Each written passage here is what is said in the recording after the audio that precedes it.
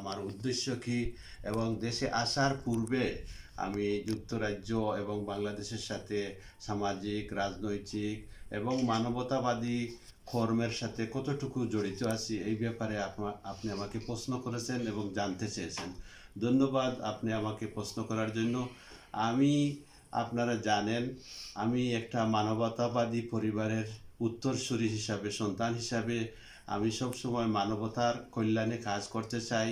আর সেই মানবতা কল্যাণে কাজ করতে গিয়ে আমি প্রথমে আমার শিক্ষা জীবনে আমি ছিলাম, তারপরে শিক্ষা জীবন শেষে আমি কর্মজীবনে অনুপ্রবেশ করেছি, তারপর শিক্ষা জীবন, কর্মজীবন, তারপর আমি প্রবাস জীবনের যাত্রা শুরু করেছি। এই প্রবাস জীবনের যাত্রা শুরু হয়েছে আমি যুক্তরাজ্যে আমার পরিবার পরিজন নিয়ে বসবাস করতেছি, আপনারা জানেন। কিন্তু আমি যদিও যুক্তরাজ্যে গেছি, কিন্তু আমার হৃদয়ে লালন করেছি মানবতার কর্মকে, আদর্শকে হৃদয়ে লালন করেছি, আমার পিতার আদর্শকে। কারণ আমি যখন ছোটো ছিলাম তখন আমি দেখেছি আমার পিতা মানবতার কল্যাণে সমগ্র জীবন উৎসর্গ করে তিনি এই পৃথিবী থেকে চলে গেছেন।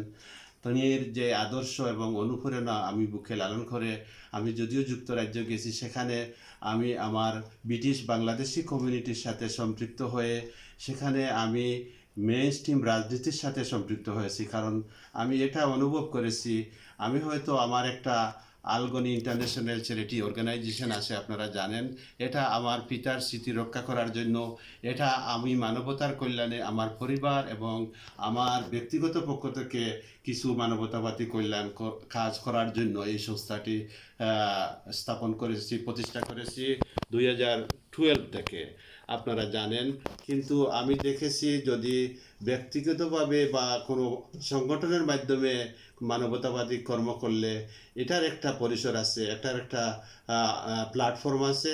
কিন্তু যদি আপনি রাজনৈতিক অঙ্গনে থাকেন, রাজনৈতিক কোনো আদর্শের সাথে সম্পৃক্ত হয়ে আপনি যদি কোনো দায়িত্ব পান বা জনগণের প্রতিনিধি হিসাবে আপনি নির্বাচিত হন, বা আপনি যদি কোনো সংসদীয় সদস্য হিসাবে নির্বাচিত হন, বা যদি আপনি কোনো উপজেলা পর্যায়ে আপনি কোনো পৌরসভা চেয়ারম্যান অথবা উপজেলা চেয়ারম্যান হিসাবে দায়িত্ব গ্রহণ করেন, অথবা অন্য কোনো দায়িত্ব দল আমাকে দিয়ে থাকে, তাহলে সেই দায়িত্ব থেকে আমি আরও ব্যাপক আকারে মানব কল্যাণে কাজ করার সুযোগ পাইব।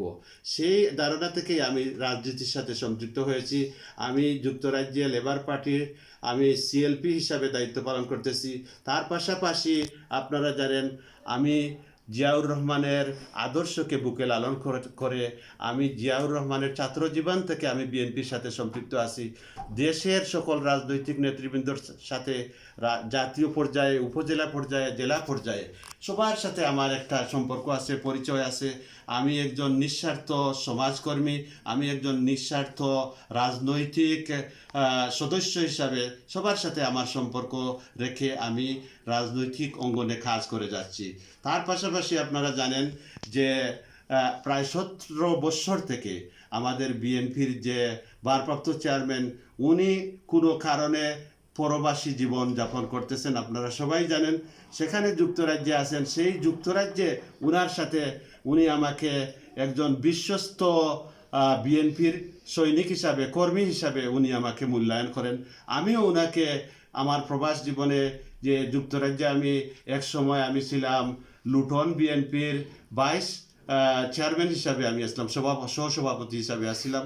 তারপরে আমি যুক্তরাজ্য বিএনপির কেন্দ্রীয় কার্যনির্বাহী পরিষদের আমি সম্মানিত সদস্য হিসাবে দায়িত্ব পালন করেছি। তারপর যখন আমাদের ভারপ্রাপ্ত চেয়ারম্যান ওখানে অবস্থান করলেন যুক্তরাজ্যে, ওখান থেকে তিনি রাজনৈতিক কর্মকাণ্ড চালিয়ে যাচ্ছেন, ওনার সাথে সার্বক্ষণিকভাবে আমি সহযোগিতা করে যাচ্ছি। এবং ওই যে যুক্তরাজ্যে যেখানে যে বিগত সাবেক যুক্তরাজ্য বিএনপির যে সভাপতি ছিলেন, ওনার স্মৃতির প্রতি শ্রদ্ধা জানাচ্ছি, কমরউদ্দিন সাহেব, ওনার সাথে আমার ঘনিষ্ঠ সম্পর্ক ছিল। তার পরবর্তীতে নির্বাচিত হয়েছিলেন শায়েস্তা চৌধুরী, ওনার সাথে আমার ঘনিষ্ঠ সম্পর্ক ছে। তারপরে মিয়া মনিরুল আলম, উনি ভারপ্রাপ্ত সভাপতি হিসাবে দায়িত্ব পালন করেছেন, ওনার সাথে আমার ঘনিষ্ঠ সম্পর্ক ছিল। আমি সব সময় বিএনপির সকল আন্দোলন সংগ্রাম এবং বিগত যে 17 বছর বিএনপি যে দুর্দিনে যে কার্যগুলা করে গেছে এই স্বৈরাচারী সরকারকে পতনের জন্য, দেশের মানুষকে এবং বাক স্বাধীনতাকে সুরক্ষা করার জন্য যত রকমের আন্দোলন হয়েছে, সভা হয়েছে, মিছিল হয়েছে, মিটিং হয়েছে, সবটিতে আমি সক্রিয়ভাবে ভূমিকা রাখার চেষ্টা করেছি। আপনারা হয়তো জানেন, আপনারা হয়তো দেখবেন যে লন্ডনে যে একটি লং মার্চ হয়েছিল, সেই লং মার্চ ঐতিহাসিক একটা লং মার্চ ছিল, লং মার্চ ফর ডেমোক্রেসি। সেখানে আমরা যুক্তরাজ্য, বিএনপির এবং দল মত নির্বিশেষে সবাই আমরা সম্পৃক্ত হয়ে সেই মার্চ ফর ডেমোক্রেসিকে আমরা সফল করেছি। তারপরে আপনারা জানেন যে বিগত বছর যে জুলাইয়ের যে গণ অভ্যুত্থান সৃষ্টি হয়েছিল, সেই সময়ের মধ্যে এই দেশের মধ্যে একজন মানুষ একটা ফেসবুকে কমেন্ট করতে তার জীবনের উপর তার মৃত্যুর হুমকি এসেছিল। একজন মানুষ যদি মিছিলে যায়, সে মিছিলে যাওয়াটা তার পরিবারের জন্য হুমকি, তার নিজের জীবনের জন্য হুমকি, এমন এক পরিস্থিতি রূপ ধারণ করেছিল।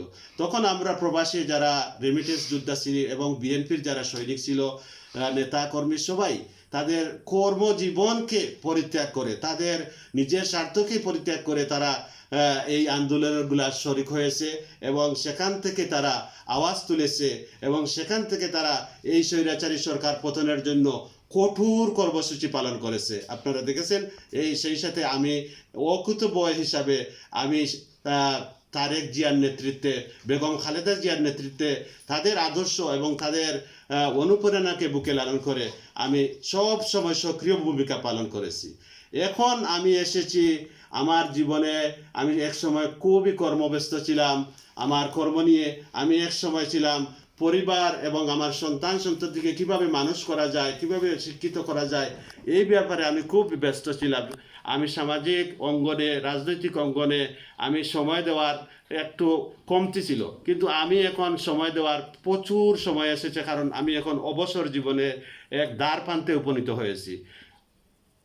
তখন আমার মনে চিন্তা হলো, যখন এই বৈপ্লবিক একটা গণ অভ্যুত্থানের মাধ্যমে বাংলাদেশের রাজনৈতিক প্রেক্ষাপট পরিবর্তিত হয়েছে।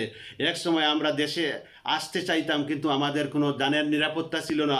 এক সময় আমরা দেশে আসতে চাইতাম, কিন্তু আমাদেরকে মেসেজ দেওয়া হতো, যদি তোমরা দেশে আসো তোমাদেরকে জেলের মধ্যে ঢুকানো হবে, তোমাদের পরিবার পরিজনকে তোমার হুমকির মধ্যে আমরা জেলের মধ্যে ঢুকিয়ে দিব, তোমাদের যে ব্যবসা বাণিজ্য আছে, তোমাদের যে ইনভেস্টগুলো আছে এদেশে, এইগুলা আমরা তোমাদের সন্ত্রাসীদের মাধ্যমে আমরা আমাদের নিয়ন্ত্রণে নিয়ে যাব, এই রকমের হুমকি আমাদেরকে দেওয়া হয়েছে।